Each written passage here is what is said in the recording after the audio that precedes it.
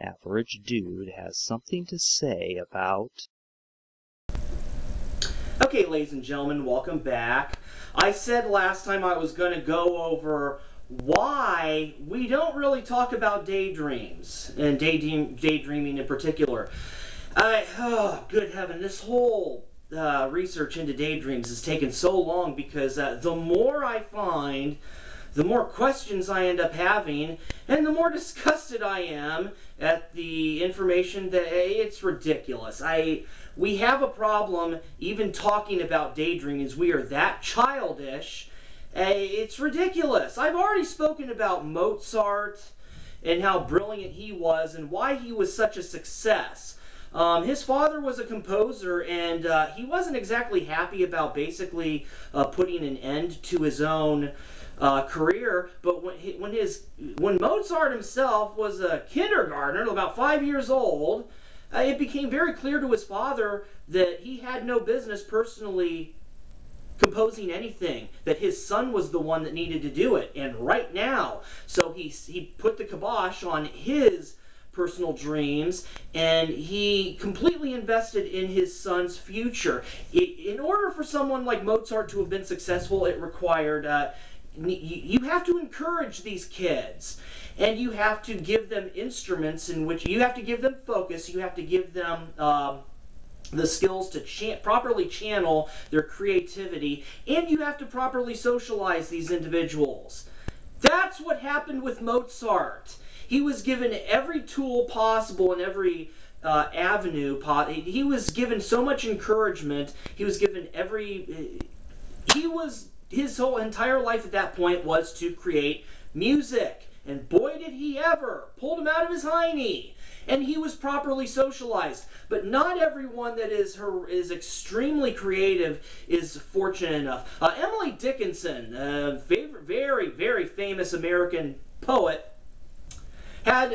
she was extremely intelligent, was full of thoughts, so much, but her father was away on business a lot, and her mother, Emily Dickinson's mother, was just a complete and total loser. This woman, for the most part, cheated on her husband, did not pay attention at all to the kids, just ignored them, one of those completely, loser parents. And, her father gave her education and encouraged it simply because when he was away, he wanted to receive letters from the kids, Emily especially, to tell him how things were going.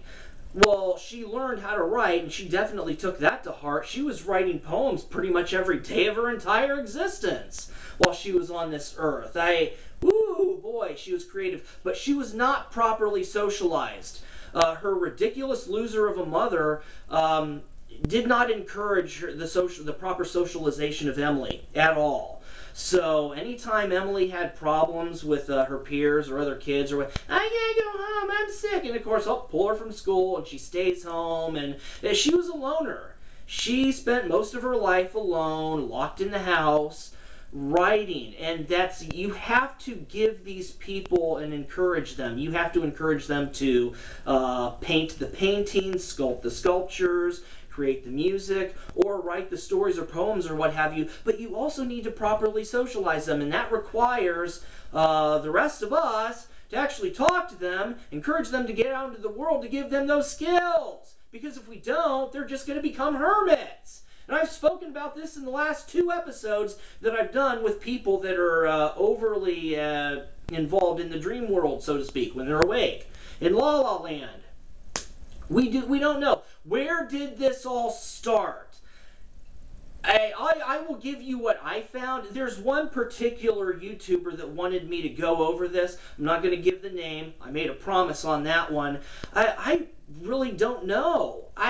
This is what I have found, and it was through a lot of searching, and it's going to sound ridiculous, and you'll see why.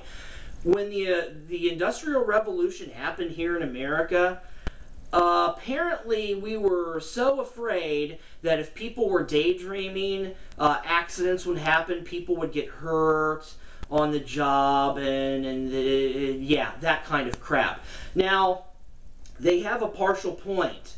If you were in the early days of machinery, There's a reason why there's a reason why there was a big movement to make laws for there to be safe working conditions. Because in the early years, people were dying, having their hands chopped off left and right because employers didn't feel like contributing to worker safety at all. That is why there were so many injuries. And they were trying to blame it on daydreams because people were doing monotonous, like working on the railroad. There's a reason why people sang when they were working on the railroad, because it was repetitive, dull. They made their muscles and their joints ache, and they were bored. It helped them get through the day, to dream a bit and to sing a bit and what have you. This horse crap about daydreams making people less productive and being bad for them is complete and total horse crap. It's untrue. Daydreams are more productive than anything you will ever imagine, and here's why. Everything, and I mean every single advancement that humanity has had has been because of two words. What if? Okay, August of 1962, Joseph Licklider, a professor at the Massachusetts Institute of Technology, MIT, published a set of working papers where he was going over his dream of a globally connected world. The Internet! Two of his students took it a step further, took two personal computers and successfully sent information from one computer to the other via telephone wire. There's a reason why telephone wire was used for that, and modems. And those two students, along with a whole bunch of other people out in the world that were starting to try to make this idea a reality, were picked up by the United States government in a project called ARPANET, the Internet. Anyone watching this video that I'm doing right now, this is on the internet. None of this would be, this whole video I'm doing wouldn't even be possible for you to watch if it wasn't for Joe Licklider back in the 1960s thinking to himself, what if? That is the power of a daydream. If it wasn't for those two words, what if, or I wonder, we would not even know how to harness the power of fire. We would still be like cave people trying to figure out how to keep warm during the cold times. We wouldn't know how, we wouldn't even think to use pipes or to funnel water and irrigate. We would have nothing. Absolutely nothing. It is complete and total crap. You know what? You want to know what we study. This is why I told the maladaptive daydreamers, do not get your hopes up.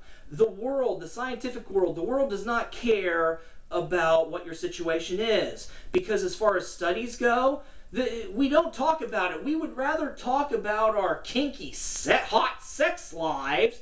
We would rather talk about hoarders and hoarder houses with crap overflowing and coming out of the homes.